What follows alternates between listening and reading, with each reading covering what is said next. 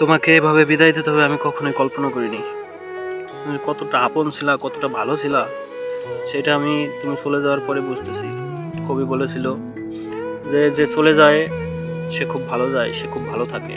হ্যাঁ, তুমি যে কত মেয়ের স্নান না করার সাক্ষী ছিলা, কত মেয়ের মাসের পর মাস শ্যাম্পু না করার সাক্ষী ছিলা, আমি কল্পনাই করতে পারতেছি না। তুমি এখন নাই, তোমার এই চলে যাওয়া আমি কোনোভাবেই মেনে নিতে পারতেছি না।